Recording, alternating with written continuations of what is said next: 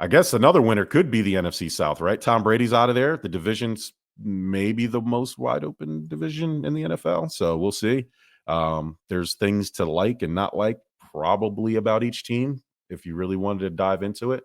So, JT, I'll go with you first. Who is the best quarterback in the NFC South? Derek Carr, let's stop playing. I mean, is it? I don't know. I mean, Yeah, I don't know. Okay. I not mean, even close. Derek Carr is reunited with Dennis Allen, correct?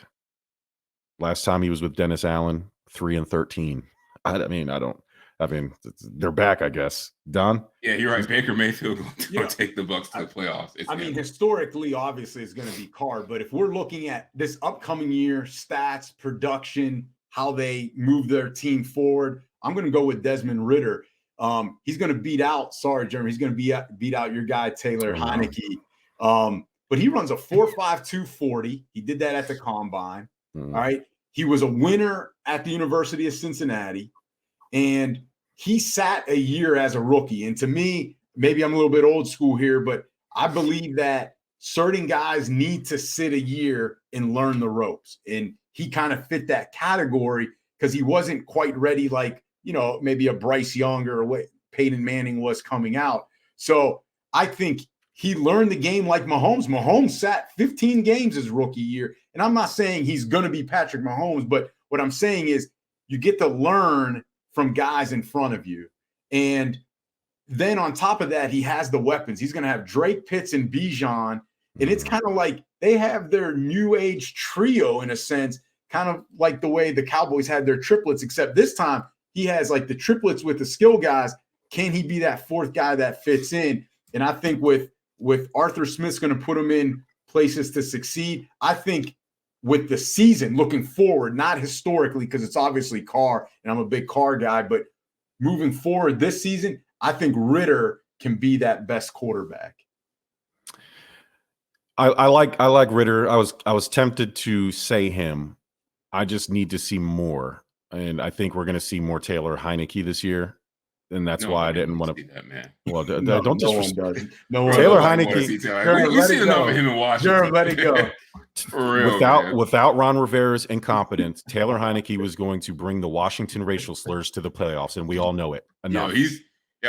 We get into this every time. Taylor Heineke is not a good quarterback, man. I don't know what evidence he has on people. As soon as he comes in, he plays average, and everybody swears they're going to win a Super Bowl with him. Do you know Nick Foles, man. I'm going to tell you why. Because Taylor Heineke, and the players have already told you. The players love Taylor Heineke. I'm going to go with what the best player on the Commanders said. Taylor Heineke is a baller. He is a winner. He goes out and does. He may not have the best passing accuracy, but he puts it all out on the line. People respond to that. Play quarterback. I mean, you don't though. You can win with the accuracy to play quarterback. I make this analogy all the time, or this comparison all the time. Trent Dilfer and Aaron Rodgers have the same amount of Super Bowls. There is more than one way to win. Taylor Heineke, for all the tangibles that he may lack, and he's an NFL quarterback who started in the NFL, so he has some sort of tangibles. He has what you can't teach. He had the smartest play I've ever seen by a quarterback when he drew a foul. You can't teach that. You can't. People, that's not a normal thing to do. Him out? No, he saw it coming. Bad call. It was not a bad call. The guy had four. Who was it? Who was it? Fletcher Cox, whoever it was, had 4 steps to stop. Taylor Heineke turned, saw what was happening, and took one knee. He didn't fall to the ground like a normal quarterback would. He took one knee to make sure he stood up enough to get hit in the chest and in the head, and drew that roughing the passer call. That was one of the smartest plays, if not the smartest play I've ever seen a player do. And again, he's a gunslinger. So yeah, he's going to throw a lot of fuck it balls, but he's won a lot of games like that too. And again, the way that the Washington's season was going without Taylor Heineke, and then how it ended with him playing, they were going to make the playoffs if he stayed in.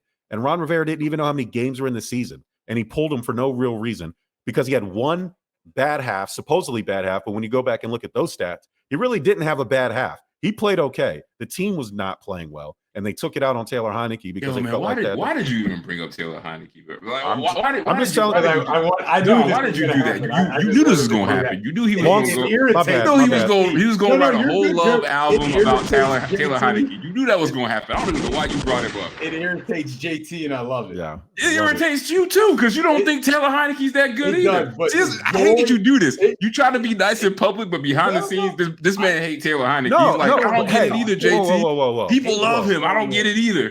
Hold on. Did I ever say that Taylor Heineke is a top 5 quarterback in the NFL? Hey, the amount of airtime he's gotten on shows collectively, he might as well be a top 5 quarterback. He better than Saquon Barkley, according to all our shows that we've had you on, and you talk about Taylor Heineke. Yep. I am a voice of the voiceless. I am just giving credit to where credit is due. Man, Taylor Heineke agent paying you hella money. You need to share that with us. Hey, listen, put some respect on the Senators' name.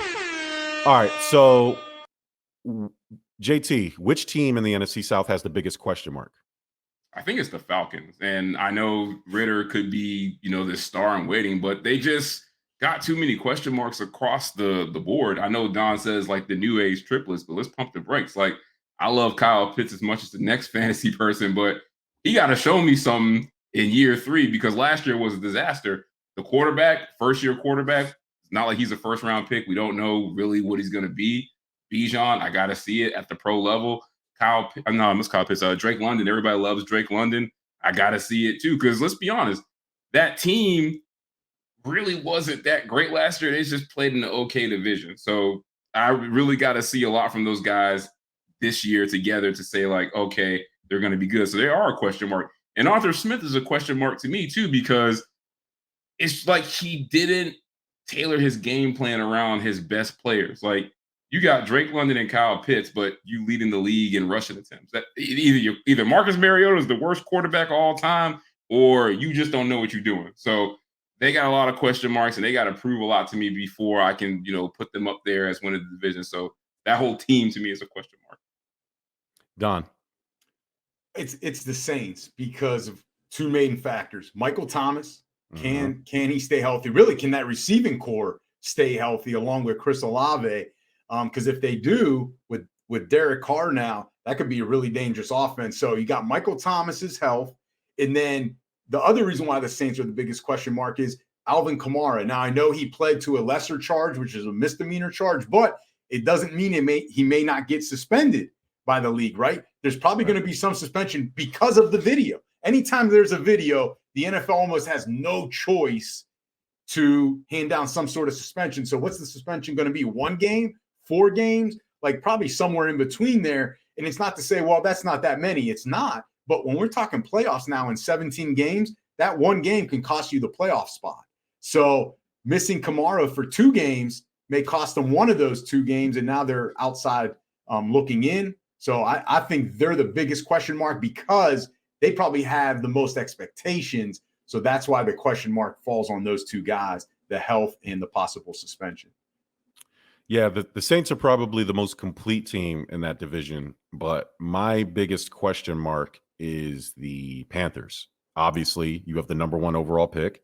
That puts a lot of, people are always going to be interested in what's happening. And honestly, that entire franchise did a lot for that number 1 pick to make that happen. And so you give up a lot to get that number 1 pick, and then you pair him with Frank Reich, who supposedly is a quarterback guru, and that reputation, got a little stained on it from he couldn't do anything with the other quarterback that everybody loves that I have to tell the truth on, and Matt Ryan, and that whole situation in Indianapolis. So now I need to see if Frank Reich really is the quarterback guru. You bring in Adam Thielen, you bring in Miles Sanders, you do all this stuff to help your number 1 pick.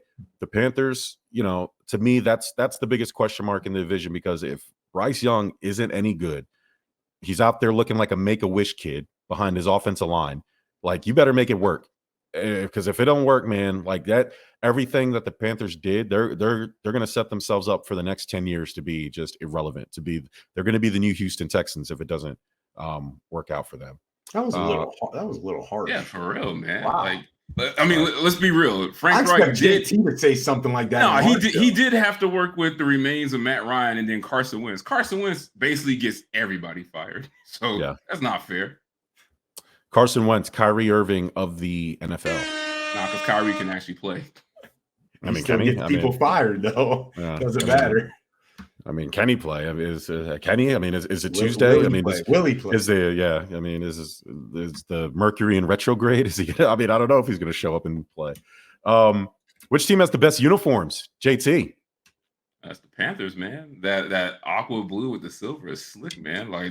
Even when they got the all black with the blue, he bought the hat. Yeah, even when they got the all black unis with the blue on it, it's sick, man. Now it's hard because red and black are my favorite colors. I just don't like the way the Falcons letters and numbers looks on their uniform, so that's why they're second to me. But yeah, it's the Panthers, man. Everything they do is smooth. The Buccaneers have the best uniforms in that division to me. They've got the worst. Nah, the creamsicles, yeah. I mean, those are dope. Those are classic. Well, but those are also those aren't the ones today. No, the white. Well, because when they went back to the little whatever they had a couple years ago with the little alarm clock numbers, I hated. But when they went back to their Super Bowl era, like a kind of remix, that white with the pewter pants and the bigger Buccaneer flag on the helmet, it looks so dope. Tom Brady made that uniform look dope. So I like that. Yeah, I'm not gonna lie. You really telling your age right now. The Buccaneers jerseys, they look like a freaking like the old person car. What's the old Toyota like the oldest Camry you can find in pewter? That's what the Bucs jerseys remind me of. Like a Buick Mountaineer. Yeah, like an old ass Continental, man. That's exactly what I think of when I look at the Bucs uniforms. The oldest, biggest car you can find from the 70s. It's the same color. That's funny. Don? Listen, I'm obligated in my household because of my wife to say the Saints because she's a Saints fan. So I'm going Saints. I like my life. But I actually do love their colors though. The black and gold, similar to the black and yellow of the Steelers. And their logo is just so New Orleans, right? So very unique, tied to that city. Cause that's what you want, right? A team, a uniform that represents the city. So it does. But I will say this, the Atlanta Falcons 1990 starter jacket though. One of the best jackets ever. The NFL, Nike's been doing a good job at returning certain teams back to their retro roots, right? They did it with the Browns. They did it with the Bucks. And so the Falcons need to go back to maybe not the red helmets, but like a remix of the red helmet with maybe the logo that was on the red helmet, but on the black helmet or something like that. They had that once, right? When Jerry Glanville got there, right? He switched it to the all black with the helmets while Dion was there. I do like the Panthers. The 2 helmet rule is amazing because the Panthers have that amazing all black uniform now. They changed their shade of their blue. It's a little darker in past years. They're going to start that this year. But the problem with the Saints that I have is the same problem I have with the Cowboys. That gold on their helmets do not match the gold in their uniforms. And it bothers me. It bothers me. Why do the Cowboys have navy blue on their helmet and they have navy blue uniforms, but then on their white uniforms, it's that royal blue? Pick a blue. Pick one blue and let it ride. I hate that. And I hate that the Saints do that. They have this nice dark regal gold, and then they have this piss gold that they use on their pants and on their numbers. It wasn't always like that though, right? You're talking about retro, the old school 90s one and beyond, the colors did match. It can't match the colors, man. That bother. I'm a graphic designer, so little things like that bother me. That's a good rule. I hate the Cowboys when they do that shit. Pick a blue. I don't care which one you go with. They're both nice, but if it was me, I'd go with navy blue. But pick a blue and let it ride, man. It's just it bothers me. So now we went through all the stuff. Give me a division winner. The Saints. They have the most experience, most team experience overall. They've got the most experienced quarterback, and they're just the best well-rounded team. I mean, you've got Kamara, Carr, Thomas, Olave, Jawan Johnson, defensively Cam Jordan, Davis, Lattimore. Just defensively, they were number 9, ranked 9th in scoring defense, 6th overall in yards. Their last 8 games of the year were very, very good defensively. So that's what I like. Defense, young quarterbacks on the other side. They should be able to feast. Of the 4 teams, they have the best home field advantage by far. And And like I said, young QBs, they're going to feast on. They're facing 2 rookie quarterbacks, which is essentially 4 games, 4 of your 17 minimum against rookie quarterbacks. And the Falcons, essentially have a young guy too. So the other thing, the Saints have the second easiest schedule percentage-wise. The only team that has an easier schedule is the Atlanta Falcons, but I like my shots with New Orleans with that weaker schedule over the Falcons. JT? He makes a very good point. I'm gonna stick to my original answer just for the sake of the show. But you want to know how easy the Saints schedule is? These are the quarterbacks that they play. Bryce Young twice, Jordan Love, Baker Mayfield twice, Mac Jones, CJ Stroud, Anthony Richardson, Justin Fields, Desmond Ridder twice, Jared Goff, Daniel Jones, and the remnants of Matthew Stafford's spine. Like, these are the quarterbacks. That's their schedule. So Jared Goff is the best quarterback they're going to play. It's either him, Kirk Cousins, or Trevor Lawrence. Kirk Cousins. Kirk Cousins is the best quarterback. So I mean, but still, like, but they don't play an actual like superstar quarterback until week 7, and Kirk Cousins ain't till week 10. So whether this team is good or not, they could realistically already be in the playoffs by week 10. So yeah, they only play. I mean, if you want to look at Jared Goff's back half of his season, they only play 2 top half quarterbacks, right? And Kirk Cousins and Jared Goff. I mean, and Trevor Lawrence, I guess. So 3 top half and 2 of them borderline top 10. Yep. So and they have a really good defense. Like, just don't poo-poo it that they're playing bad. Like, when you have a really good defense, but this matters. Like when you go back and look at teams, you're like, like the 2015 Carolina Panthers. Like, damn, how'd they do that? You go look back at the teams they played. Like, some of them teams ain't that good. A lot of times the schedule does. I agree, but last year's defense says they were really good, a top 10 defense. So what I'm saying is a top 10 defense with what you just they played Baker Mayfield twice, the remnants of Tom Brady, and Marcus Mariota, who might have been the worst quarterback in the league. They for sure got 6 games against those guys. Well, Tom Brady, I still would not say was a cakewalk. So let's year he might have been. But I mean, I'm gonna disagree with you though. I'm gonna stick to what I said at the end of the season. And even though Derek Carr didn't go there, he made a mistake. I still believe that this team is the best team in that division. And I think you're looking at the Jacksonville Jaguars of this season. It's the Carolina Panthers. Because that roster is loaded with potential that is cheap and nobody gives a damn about. You want to talk about defense? This is one of the best defenses in the league. You want to talk about causing turnovers, scoring, getting pressure. Like, Brian Burns might be the best defensive player in the league that nobody talks about. They secondary might be one of the best secondaries in the division. And not just in the division, but in the NFL that nobody is talking about. They got a good coach. They got a good offensive coordinator, and they finally got a quarterback. And not just one quarterback. They got 2 quarterbacks that can get it done. Because Andy Dalton, he can win you some games. And if Bryce Young is the number 1 overall pick level of player that I think he is, playing in this division, it's easily going to be the Panthers because they don't have anything like the Saints have hanging over their heads. Because if Alvin Kamara is not there and Michael Thomas is not healthy, those things are legitimately probably going to happen, the Saints look totally different. That schedule doesn't matter. The Panthers are young, they're healthy, they have nothing looming over their head, and the arrow is pointing up. I like them, and I think they're going to be the best team in this division, and I think they're going to shock the NFL this year. They're the next Jacksonville Jaguars. I agree with Don. I said it earlier that the Saints are the most complete team. I do. If not the Saints, definitely the Panthers for the reasons you said, JT. I do believe in their potential. Adam Thielen, Miles Sanders, but a lot of it is going to depend on the rookie quarterback, and so that's a lot to. I'll go with the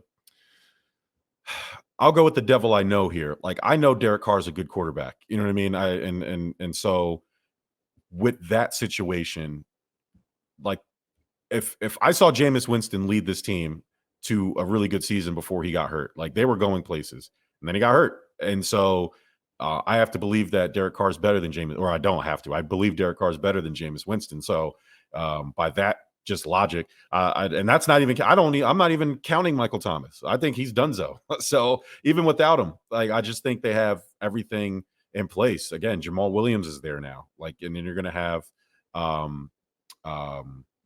what's his name?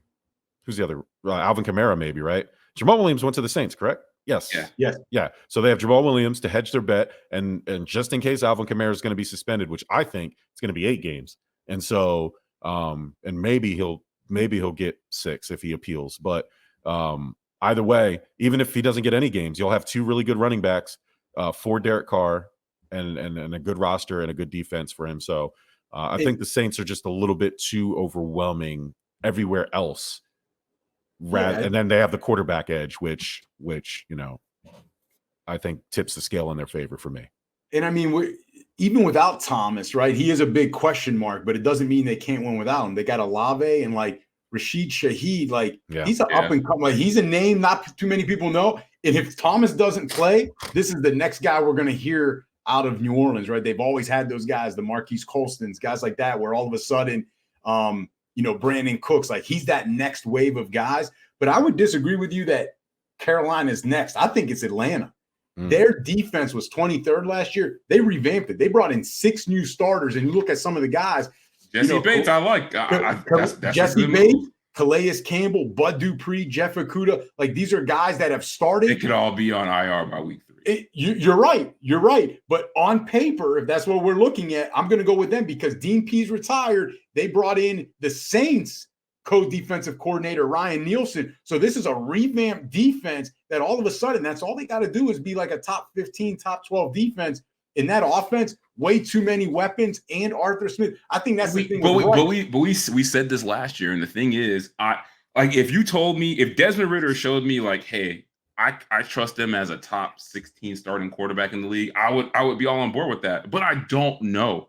And let's be real, I don't trust him. And I don't trust Arthur Smith to capitalize on these triplets. I don't. Carolina, I do, because I feel like they're you always believe in Bryce, you believe in Frank Reich. That's what you're going with. You told me Frank Reich was the best coach in the league 2 years ago. He ain't anymore. He was your preseason coach of the year. The Colts were going to go to the Super Bowl. So I'm going off of what you've been telling me. Frank Reich is the guy. But it's honestly really McCown. McCown is why I believe in this offense, because everybody been trying to get him. They've been trying to break rules. You hated him. I hate the way he's coming about getting in the league as a coach. It's gonna be great. But if everybody keeps wanting this guy and they're willing to break rules to get him as a coach, he must know his stuff. So I think he's really going to help. He's going to be the guy who's like, damn, that quarterback coach really, really changed that team. And he's going to be like a Sean McVay, where he's going to be the next guy that's going to be a coach somewhere that takes off. People want to play for him, man. I think that's a big deal. Don't overlook that. This team was competitive with Matt Rule. Matt Rule, who didn't even practice red zone and 2-minute drill during the season, and they were competitive. That tells you what the ceiling is for the Panthers. It's pretty damn high. My concern with the Saints is if Michael Thomas goes down, all they have is Olave, because James Washington is bummed. I don't know if he's a superstar number 1 like everybody else thinks he is. He's their most complete receiver, is what I'm saying. I got you, but that's what I'm saying. You have Brian Robinson or Brian Edwards, who caught 3 passes last year, and then you have James Washington, who's a bum. So it's Michael Thomas. According to the Saints, he's ready to go. We'll see, but that would be my only concern for the Saints. Other than that, I think they're just overwhelming everywhere else. The problem with the Falcons is I like Desmond Ridder. He's just still a work in progress to me, and so I agree. I don't think they're going to be able to capitalize on their skill players. And then losing Calvin Ridley hurt them bad. And so then with obviously the Bucs are the Bucs. So we'll see. I could buy the Panthers being the second best team, but if Taylor Heineke was starting for the Falcons, would you buy it as the second best team? Yes. Yeah. I do it. That's all it takes. Put Taylor Heineke on the team, they automatically a top 2 team in the division, no matter who he played for. He's like, no, they'd win the division. Yeah, maybe. Hey, 13 win season with Taylor Heineke. I do believe Taylor Heineke. He does the dirty bird every week. Taylor Heineke is white Tyrod Taylor. You just got to build the team around him properly. Bro, I swear, Taylor Heineke gets so much credit for doing absolutely bare minimum. The man throws 200 yards, wears some Jordans, and all of a sudden he's a franchise quarterback. Man, stop this. Stop it, man. All NFC South team. Derek Carr at quarterback. Jamal Williams at running back, Chris Godwin, Russell Gage, Mike Evans as my receivers, Kyle Pitts, and the Panthers defense. Gentlemen, did I get it right? Nah. Damn. Who'd you say defense? Panthers. Yeah, that's the obvious answer. Yeah, but you got it wrong though, man. Okay, what is it? Defense. I'll let you go first, Don, because I know you're going to list the whole Saints team. So go ahead. I'll go with Carr, Bijan Robinson, Pitts at tight end, and then I'm going to go Mike Evans, Olave, and Mac Hollins, and the Saints at defense. All right. We're actually pretty close. I got Carr, Bijan, Pitts, Panthers. I got Mike Evans, Olave, but I'm actually going to go with the third receiver. I'm going to go with your boy Shaheed. I think he's legit. And I know he's legit because you've been holding on. You've been holding on to him in Dynasty for a year now, and you ain't dropped him. So that tells me he's legit. But I'll tell you another reason I'm low-key buying him. Amazing speed, man. He made all their big plays last year, but I thought he was a little guy, like 5'7", 5'8". Nah, he like 6 foot 190. So he could be a legit number 2 or maybe a number 1 if Michael Thomas goes down like we all predict he does. So I'm putting Shaheed in there at that third wide receiver for the conference. Man, I should have done that. I had him / Olave, and I went Olave. So It's fine though. Hey, I hope Shaheed balls out. And quit looking at my dynasty team. I know. Once you picked him up, you think you got gold. The fact that you didn't drop him tells me he's going to be he got something to his game. Like it's not just a flash of the pan 1 year thing. I almost had Adam Thielen in there instead of Russell Gage, but I got to see Adam Thielen come back. I don't know if he fell off or what, and he's done. He's been done. Yeah, I know, but I can't help but think of what he has been, and Russell Gage is on the way up. And so I didn't want to disrespect Adam Thielen, but his fall off has just been too much. He's not even the second best receiver on that team. It's Terrence Marshall Jr. and whichever one of those young guys want to step up, whether it's Chenault or Mingo. Like Thielen ain't it. They still got DJ Chark over there. Yeah, is he there? Yeah, he's there. He's there. It might be DJ Chark. Could be. I don't know. Like I said, I'm holding on to the memory of Adam Thielen, and not exactly the remains of Adam Thielen. So we'll see.